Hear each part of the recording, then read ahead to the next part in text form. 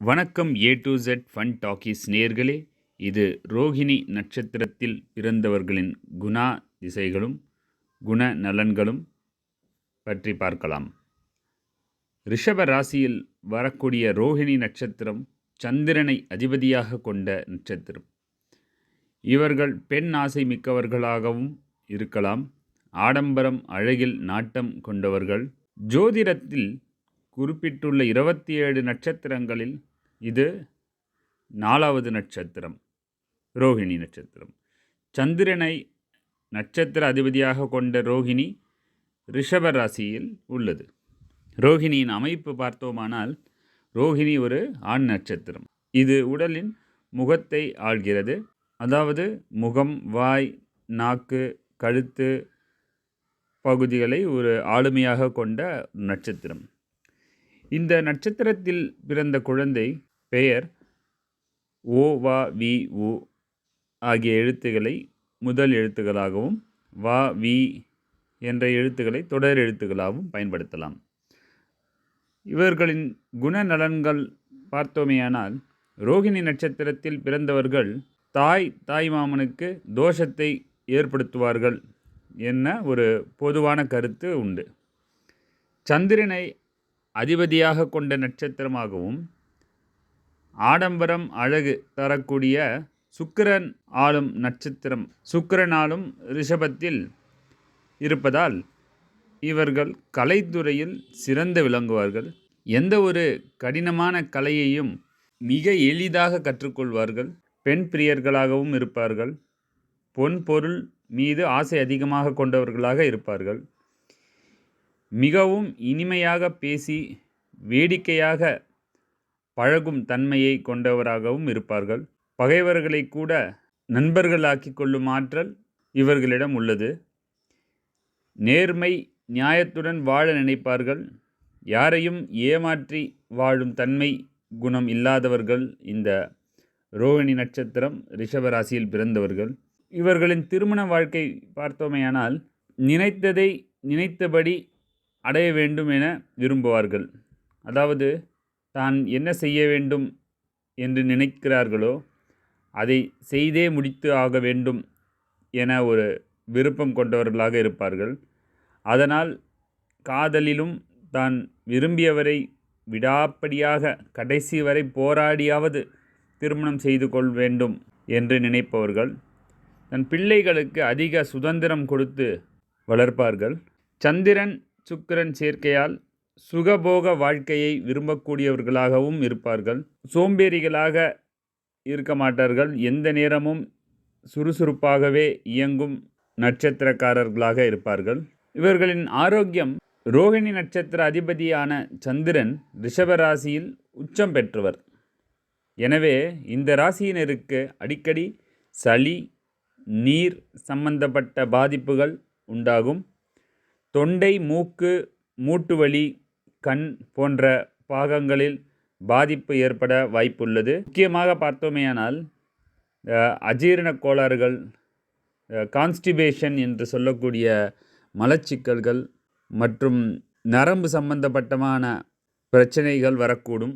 ரோஹிணி நட்சத்திரத்தில் தொழில் வியாபாரம் கண்ணோட்டத்தில் பார்த்தோமேயானால், ரோஹிணி நட்சத்திரத்தில் பிறந்தவர்கள் சிறந்த நிர்வாக திறமையற்றவர்கள். அதாவது மேனேஜ்மெண்ட் ஃபோக்கஸ் சற்று குறைவாகவே இருக்கும். எதிலும் கர்வம் கொள்ளாதவர்கள். எந்த வேலையாக இருந்தாலும் தான் ஒரு பெரிய ஆள் என ஒதுங்காமல் வேலையை பொறுப்பாக எடுத்து செய்வார்கள். அதனால் எந்த தொழிலிலும் நல்ல முன்னேற்றத்தை காண்பார்கள். தன்னுடைய பணியாளர்களை மதிப்புடன் நடத்துவார்கள். இவர்கள் கலைத்துறையில் சிறந்து விளங்குவார்கள் என்று கூறியிருந்தேன். உணவு சார்ந்த தொழில், ஹோட்டல், லாட்ஜ், கரும்பு சார்ந்த துறை போன்றவற்றிலும் சிறந்து விளங்குவார்கள்.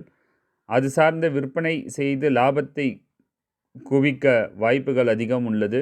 குறிப்பாக இவர்கள் சமையலிலும் மிக சிறப்பாக செயல்படுவார்கள். இவர்கள் பொதுவாக யாரிடமும் இந்த டிபெண்டன்சி என்ற ஒரு விஷயத்தில் வரமாட்டார்கள். அதாவது ஒருத்தரை சார்ந்து இருப்பதில்லை. தானே அனைத்து வேலைகளையும் செய்யும் இயல்பு கொண்டவராகவே இருப்பார்கள். ரோகிணி நட்சத்திர திசை பலன்கள் என்னென்ன என்று பார்க்கலாம். சந்திர திசை என்றாலே 10 ஆண்டுகள்.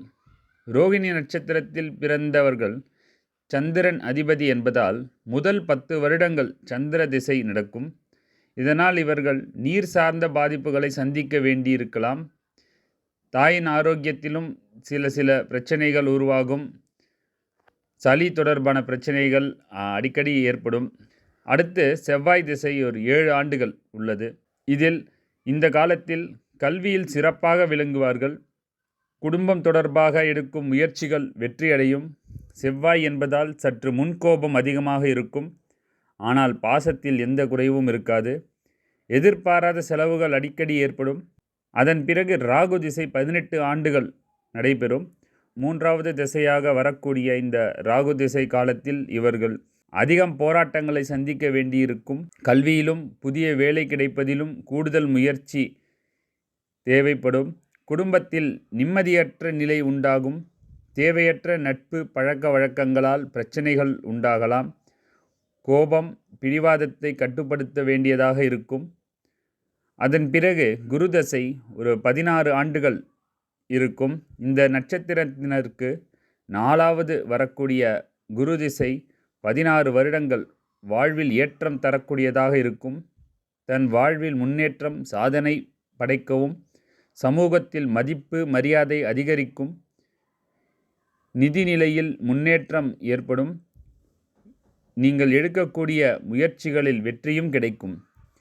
அதன் பிறகு 5வது வரக்கூடிய சனி திசை 19 ஆண்டுகள் இருக்கும். இந்த காலகட்டத்தில் ஏற்றமும் சமூகத்தில் நற்பெயரும் புகழும் உண்டாகும். செல்வமும் செல்வாக்கும் அதிகரிக்கும். வாழ்க்கையில் சாதனைகள் பல படைப்பீர்கள். அதன் பிறகாக 6வது வரக்கூடியது புதன் திசை. இது மாரக திசை என்றாலும் சுப கிரகங்களின் பார்வை இருப்பின் உங்களுக்கு சுப பலன்கள் கிடைக்கும். இல்லையேல் சில சங்கடங்களை சந்திக்க நேரிடலாம். ரோகிணி நட்சத்திரத்தில் பிறந்தவர்கள் வழிபட வேண்டிய விருட்சமானது நாவல் மரம். ரோகிணி நட்சத்திரத்தை சேர்ந்தவர்கள் தூத்துக்குடி மாவட்டம் கோவில்பட்டியிலிருந்து 19 கிலோமீட்டர் தொலைவில் உள்ள கழுகுமலை ஜம்புநாத ஈஸ்வர் அகிலாண்டேஸ்வரி ஆலயத்தில் உள்ள நாவல் மரத்தை வழிபாடு செய்து வந்தால் நற்பலன்கள் கிடைக்கும். திருமண பொருத்தம் பார்க்கும் பொழுது பொதுவாக தவிர்க்க வேண்டிய நட்சத்திரங்கள் என்னென்ன என்று பார்க்கலாம். இந்த ரோகிணி நட்சத்திரம் சந்திரன் ஆளக்கூடியது என்பதால் திருவாதிரை, அஸ்தம், சுவாதி, திருவோணம், சதயம் போன்ற நட்சத்திரங்களை சேர்க்கக்கூடாது. அப்படி சேர்த்தால் இந்த ரோகிணி நட்சத்திரக்காரருக்கு ரஜ்ஜு பொருத்தம் வராது. நேயர்களே, நீங்கள் இதுவரை கேட்டது ரோகிணி நட்சத்திரத்தின் குணாதிசயங்களும் நட்சத்திர பலன்களும் பற்றியதானது. மேலும் அடுத்து மீதமுள்ள நட்சத்திரங்களை பற்றி கூற உள்ளேன். தயவுசெய்து நம் சேனலை சப்ஸ்கிரைப் செய்யுங்கள். நன்றி, வணக்கம், வாழ்க வளமுடன்.